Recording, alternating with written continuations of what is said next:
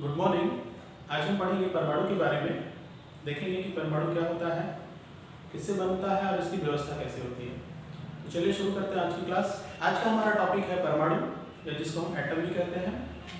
पिछली क्लास में हमने पढ़ा कि पदार्थ क्या होते हैं, कितनी अवस्थाएं होती हैं, कैसे इनको अलग अलग भागों में वर्गीकृत कर सकते हैं।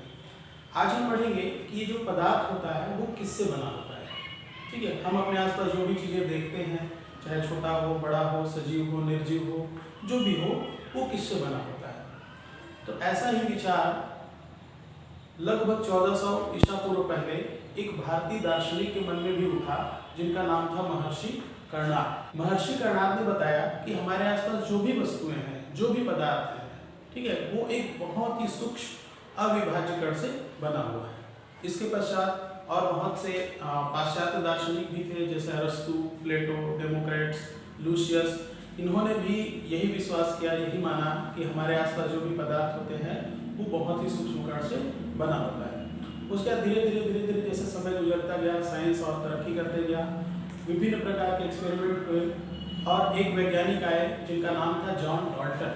तो सन 1804 ईस्वी में एक साइंटिस्ट थे जिनका नाम था जॉन डाल्टन, और इन्होंने बताया कि जो भी पदार्थ हमारे आसपास है, चाहे छोटा हो, बड़ा हो, सजीव हो, निर्जीव हो, जो भी हो, एक सूक्ष्म कण से बना है। और इस सूक्ष्म कण को उन्होंने नाम दिया परमाणु या एटम। एटम एक ग्रीक वर्ड होता है जिसका मतलब होता है जिसे छोटे टुकड़ों में काटा या बांटा नहीं जा सकता। ठीक है, क्योंकि परमाणु को अविभाज्य माना गया था, इसलिए ऐसा समझा जाता था कि इसको और छोटे टुकड़ों में नहीं बांटा जा सकता। डाल्टन ने अपने विभिन्न प्रयोगों के आधार पर एक थ्योरी दी, जिसी को हम डाल्टन की थ्योरी कहते हैं या डाल्टन का परमाणुवाद कहते हैं। आइए देखते हैं क्या होता है। तो डाल्टन ने बताया कि जो परमाणु होता है अति सूक्ष्म एवं अविभाज्य कण होता है। ठीक है, परमाणु बहुत ही छोटा और अविभाज्य होता है। साथ ही उन्होंने बताया कि एक तत्व के सारे परमाणु एक जैसे होते हैं। जैसे हम कोई एक तत्व ले लेते हैं, जैसे मान लीजिए हमने ले लिया तांबा या सोना या चांदी, जो भी ले लें, तो उसमें जितने भी परमाणु होंगे सभी के आकार, शेप, साइज, ठीक है, वो एक जैसे होते हैं। नेक्स्ट पॉइंट कहता है कि अलग अलग तत्वों के परमाणु अलग अलग होते हैं। यदि हम मान लीजिए अलग अलग तत्व ले लेते हैं, एक हम सोना ले लेते हैं, एक तांबा ले लेते हैं, ठीक है, या एक कैल्शियम ले लेते हैं, एक एल्यूमिनियम ले लेते हैं, मतलब कोई भी अलग अलग तत्व ले लेंगे, तो क्या होगा, उनमें जो उपस्थित परमाणु होंगे उनके शेप और साइज जो है, या कई सारे उनके जो गुण होते हैं, वो पूरी तरह से अलग होते हैं। नेक्स्ट पॉइंट कहता है कि परमाणु आपस में मिलकर के अणु बनाते हैं। परमाणु आपस में मिलते हैं और मिलकर के बृहद संरचना को बनाते हैं, जिसको हम बोलते हैं अणु। परमाणु जो है वो रासायनिक अभिक्रिया में भाग लेते हैं। जब भी कोई रासायनिक अभिक्रिया होती है तो उसका मुख्य घटक जो होता है वो होता है परमाणु। परमाणु ही वो कण है जो रासायनिक अभिक्रिया में भाग लेता है। नेक्स्ट पॉइंट है कि ये सरल अनुपात में संयोग करता है। जो परमाणु होता है, जो परमाणु मिलकर के अणु बनाता है, तो हमेशा ये सरल अनुपात में ही संयोग करेगा। और लास्ट पॉइंट कहता है कि ये अविनाशी होते हैं। ठीक है, डाल्टन ने बताया कि परमाणु जो होता है अविनाशी होता है, मतलब किसी भी भौतिक या रासायनिक परिवर्तन के द्वारा हम परमाणु को नष्ट नहीं कर सकते। तो ये थी डाल्टन का परमाणुवाद का सिद्धांत। तो डाल्टन के परमाणुवाद से हम जानते हैं कि परमाणु जो होता है बहुत ही छोटा और अविभाज्य होता है। लेकिन जैसे समय आगे बढ़ता गया, साइंस और बहुत ज़्यादा डेवलप होता गया और दुनिया भर के अलग अलग वैज्ञानिक आते गए, उन्होंने अलग अलग तरह के एक्सपेरिमेंट किए और अलग अलग तरह के दुनिया भर के एक्सपेरिमेंट से उन्होंने ये प्रूफ कर दिया कि जो परमाणु होता है उसको तोड़ा जा सकता है। परमाणु जो होता है और छोटे छोटे कणों से मिलकर के बनता है, जिनको हम बोलते हैं मूलभूत कण। तो आइए देखते हैं ये मूलभूत कण कौन से होते हैं। ये होते हैं किसी भी परमाणु के मूलभूत कण। देखते हैं electron, proton, neutron, positron, neutrino, meson, boson. ये कण होते हैं जिनसे मिलकर के परमाणु जो है वो बनता है। परंतु यहाँ पे क्या होता है, कोई भी जो परमाणु होता है उसकी मैक्सिमम प्रॉपर्टीज, वो मैक्सिमम प्रॉपर्टीज जो होता है मुख्य रूप से इन तीनों कणों पर डिपेंड होता है। इस वजह से क्या करते हैं कि हम इन कणों को छोड़ देते हैं, इन कणों को हम छोड़ देते हैं और हम ऐसा मानते हैं कि परमाणु जो है मुख्य रूप से इन तीन कोणों से मिलकर के बना होता है और इसी को बेस मान करके हम आगे जो है स्टडी करते हैं। तो इनमें पहला है इलेक्ट्रॉन। इलेक्ट्रॉन जो होता है वो ऋणावेशित होता है और इसका जो भार है हाइड्रोजन परमाणु के 1838वें भाग के बराबर होता है। इसको थॉमसन ने खोजा था।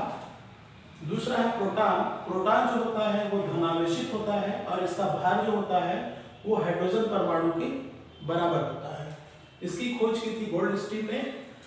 और तीसरा होता है न्यूट्रॉन। न्यूट्रॉन जो होता है वो उदासीन होता है और इसका भार जो है वो हाइड्रोजन परमाणु से थोड़ा भारी होता है, या हम कह सकते हैं कि जो प्रोटॉन होता है उससे थोड़ा भारी होता है।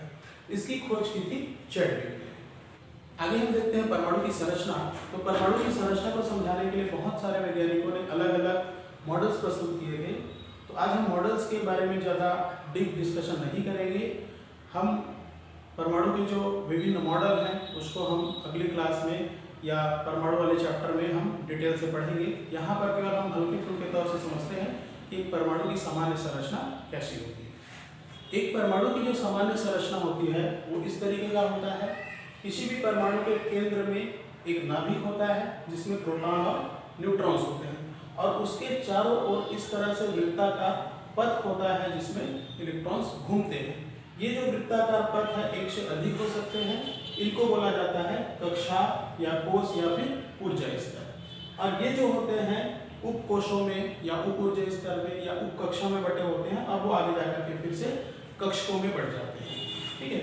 इनका हम संख्या देखें तो इनका जो मान होता है वो 1 2 3 4 ऐसा हो सकता है, कोई भी पूर्णांक, या फिर इसको हम मॉडर्न साइंस में K L M N इस तरह से नाम से जानते हैं। ठीक है। तो ये होता है एक परमाणु की सामान्य संरचना। आगे हम देखते हैं कि इस परमाणु को हम कैसे परिभाषित कर सकते हैं। तो ये होता है एक परमाणु की सामान्य परिभाषा जो लोअर क्लासेस में बताई जाती है। देखते हैं कि किसी भी पदार्थ में उपस्थित सूक्ष्म कण जो रासायनिक अभिक्रिया में भाग लेता है उसे हम कहते हैं परमाणु। क्योंकि हम जानते हैं कि परमाणु और छोटे छोटे कणों से बना है, तो उन कणों के आधार पर हम इसका और एक सिंपल सा डेफिनेशन बना सकते हैं। देखते हैं क्या होता है।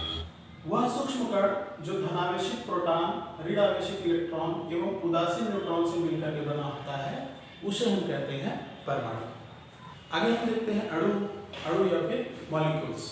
इनका भी पहले डेफिनेशन देख लेते हैं। ये होती है अणु की सामान्य परिभाषा। देखते हैं किसी पदार्थ में उपस्थित वह सूक्ष्म कण जो एक से अधिक समान या असमान परमाणुओं के आपस में रासायनिक बंधों द्वारा जुड़ने से बनता है। ठीक है, उसको हम बोलते हैं अणु। ठीक, अणु क्या होंगे? जब एक से ज्यादा परमाणु जब रासायनिक बंधों द्वारा आपस में जुड़ते हैं तो बनता है अणु। अभी जो अणु होता है उसमें परमाणु की संख्या एक से ज्यादा होगी और साथ ही ये जो परमाणु होते हैं एक जैसे भी हो सकते हैं और अलग अलग भी हो सकते हैं। इसी के आधार पर हम अणुओं को अलग अलग प्रकार से बांटते हैं। आइए देखते हैं अणु के प्रकार। तो संख्या के आधार पर अणुओं को दो भाग में बांटा गया है, डाई एटॉमिक और पॉली एटॉमिक। डाई एटॉमिक मतलब होता है जिसमें दो परमाणु हों, जिसमें दो परमाणु होते हैं उनको बोला जाता है डाई एटॉमिक। और जिसमें दो से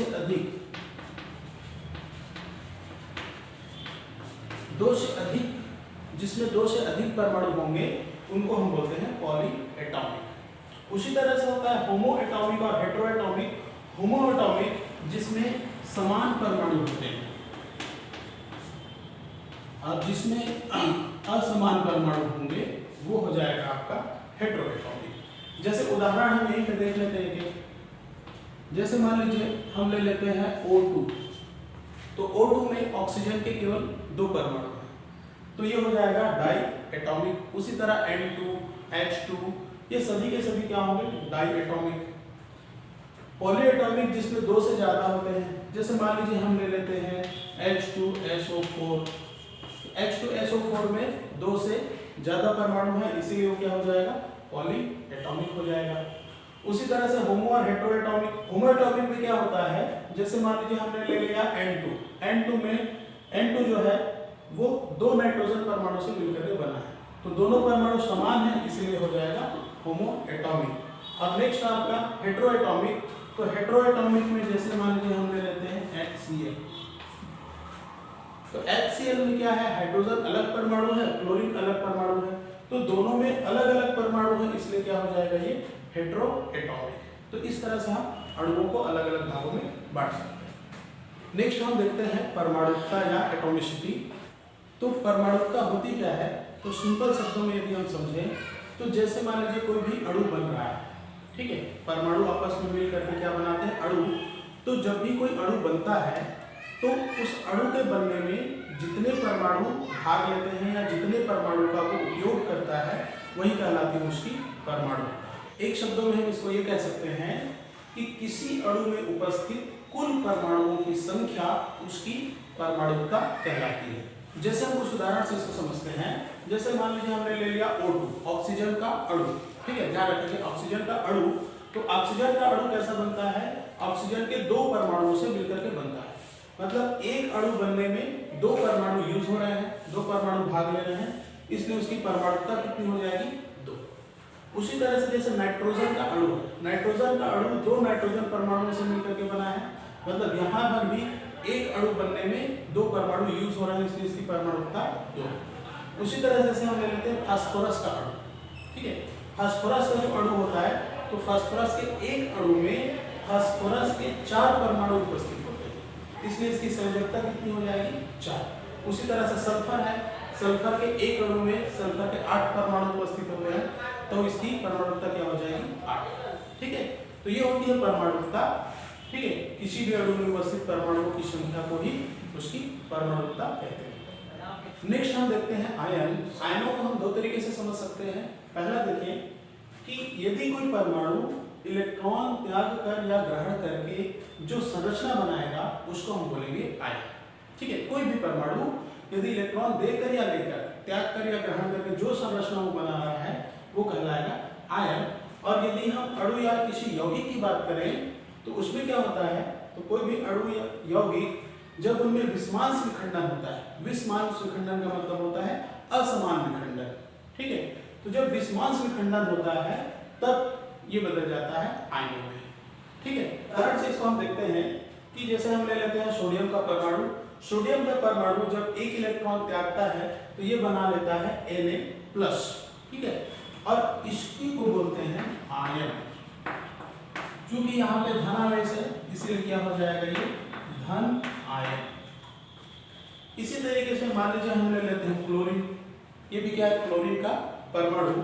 अब ये क्लोरीन का परमाणु जब एक इलेक्ट्रॉन ये ग्रहण करता है, एक इलेक्ट्रॉन इसमें आके प्लस हो जाता है, जुड़ जाता है, तो ये बना लेता है Cl- और ये भी होगा आपका आयन। क्योंकि अब इसमें ऋण चार्ज है इसीलिए कहलाएगा ये ऋण आयन। ठीक है, तो सिंपल है कि कोई भी परमाणु जब इलेक्ट्रॉन त्यागता है या ग्रहण करता है तो जो संरचना बनेगी वो कहलाएगा आयन। ठीक है, चलिए आगे एक और उदाहरण ले लेते हैं। जैसे हमने ले लिया NaOH, सोडियम हाइड्रोक्साइड, क्या है, एक यौगिक है। जब इसमें विषमांश विखंडन होता है तो ये बना लेता है Na+ और OH- आयन। ये होते हैं, ये भी होंगे आयन। अब चूंकि इसमें धन आवेश है तो ये धनायन कहलाएगा, और ये इसमें ऋण आवेश है ये तो ये ऋणायन कहलाएगा। तो आयन जो होता है वो दो तरीके का होता है, एक धन आयन और एक ऋण आयन। उनमें उपस्थित आवेश के आधार पर उनको नाम दिया जाता है कि धनायन कौन सा होगा और ऋण आयन कौन सा होगा। ठीक है, अब यहाँ पे एक वर्ड आया है विषमांश विखंडन। ठीक है, तो जब हम इसको बंध वाले चैप्टर में देखेंगे तो वहां से डिटेल में इसको पढ़ेंगे। मैं थोड़ा सा शॉर्टकट में इसको आपको बता देता हूँ। जैसे मान लीजिए कोई एक बंध है, जैसे AB, जैसे मान लेते हैं AB एक यौगिक है और ये यौगिक में मान लीजिए ये बंध टूट रहा है। तो जब ये बंध टूट रहा है तो दो कंडीशन हो सकता है कि ये इलेक्ट्रॉन इसके पास चला जाए और ये इलेक्ट्रॉन इसके पास चला जाए। ठीक है, दूसरी क्या स्थिति हो सकती है कि दूसरी स्थिति ये हो सकती है कि जब ये बंध टूट रहा है तो दोनों का दोनों इलेक्ट्रॉन किसी एक के पास चला जाए। ठीक है, तो जब बंध टूट रहा है और इलेक्ट्रॉन बराबर मात्रा में बढ़ जा रहा है तो इसको बोलते हैं समांश विखंडन या इसको बोलते हैं समान विखंडन। और जब इलेक्ट्रॉन किसी एक के पास रह जाता है तो इसी को बोला जाता है विषमांश विखंडन या असमान विखंडन। खैर ये बल्ब वाले चैप्टर का है, वहाँ पे ज़्यादा डिटेल में इसको पढ़ेंगे। आज की क्लास में इतना ही, बाकी नेक्स्ट क्लास में पढ़ेंगे। ओके, ठीक।